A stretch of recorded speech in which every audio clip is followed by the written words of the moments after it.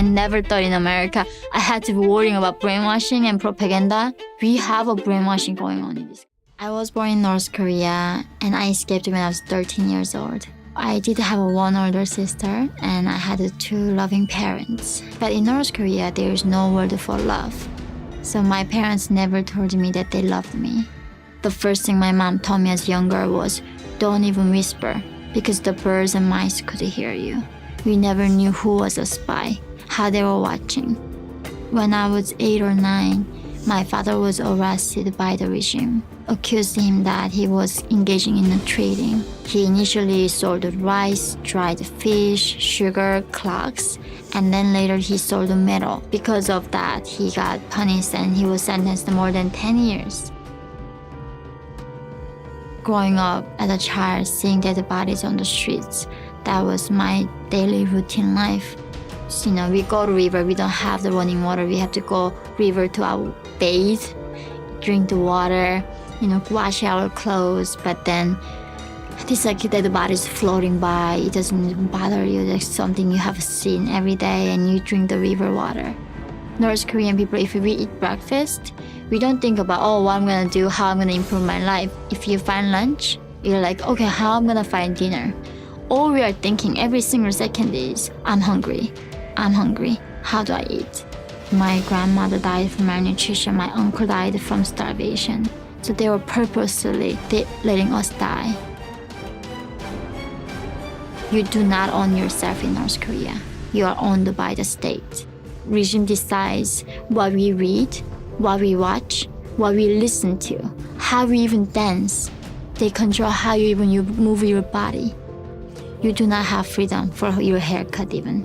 You do not get to decide what you wear. So if you wear your jeans, you go to prison. Because jeans are the symbol of capitalism. Literally, people get executed, by reading a Bible. And that's how, real life is for North Koreans. The only reason I escaped was, luckily I was living in the border town of North Korea. Literally North Korea is the darkest place on earth. We do not have electricity. So I was able to see some electricity coming from China.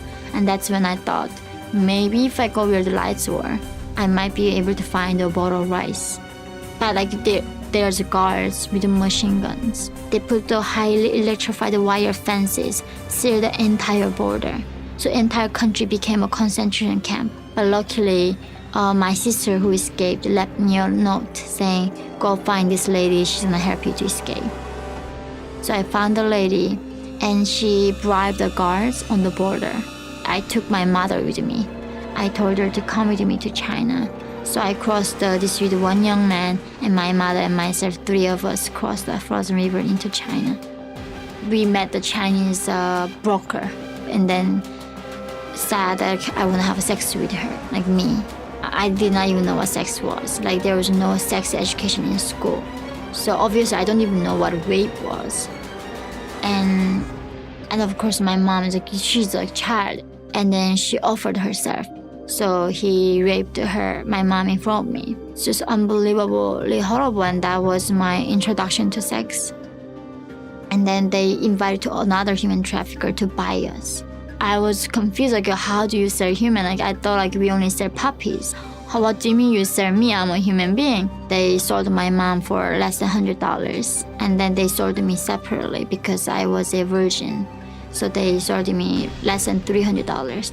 So right now in China, due to one-child policy, there are 40 million Chinese men cannot find women to marry them. Sometimes in this rural village, they are so poor.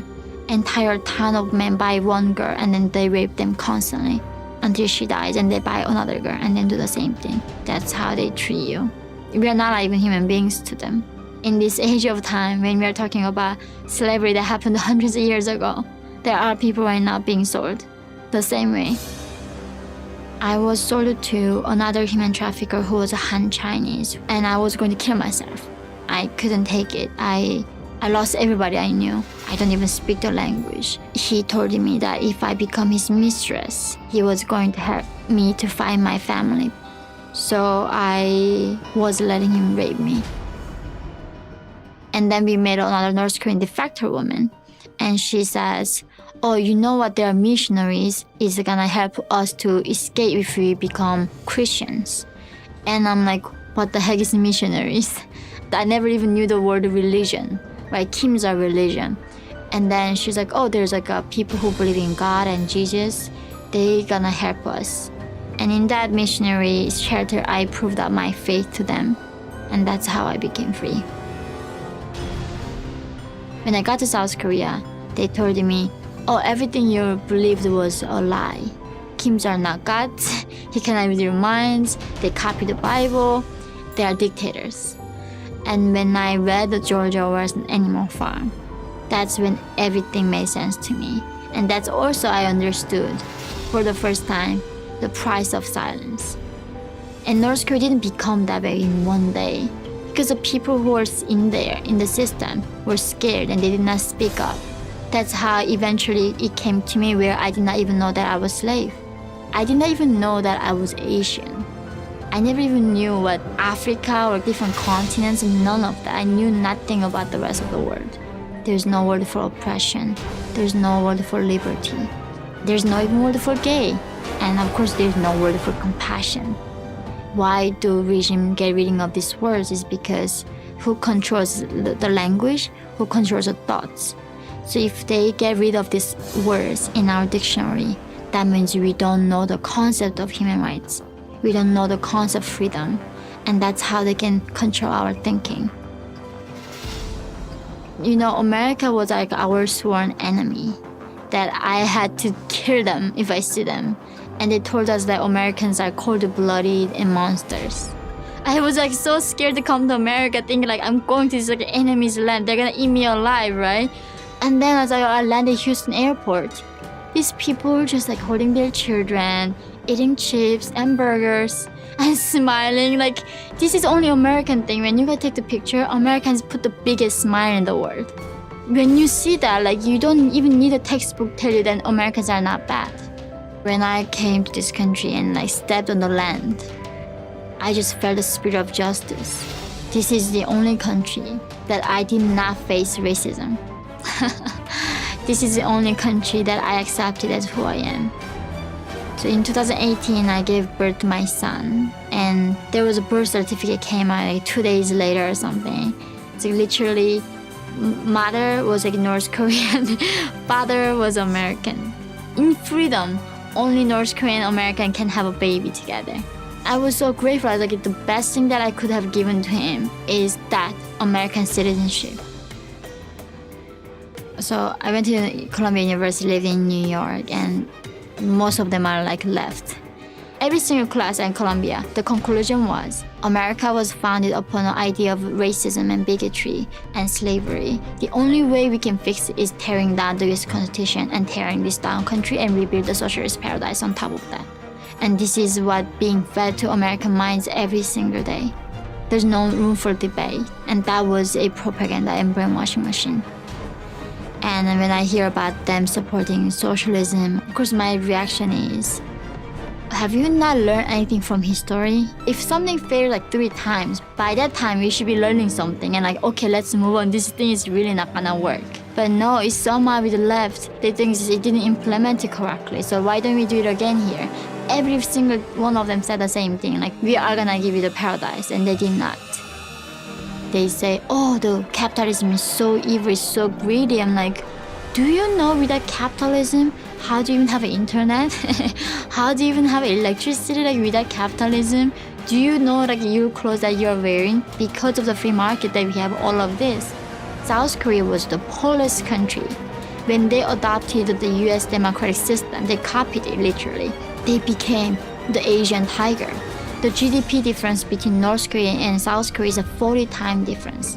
One is the 11th largest economy in the world. And the other country do not even have electricity in this 21st century. Same potential, same history, same people. Under the 2 different systems, one is communism, one is capitalism. What happened?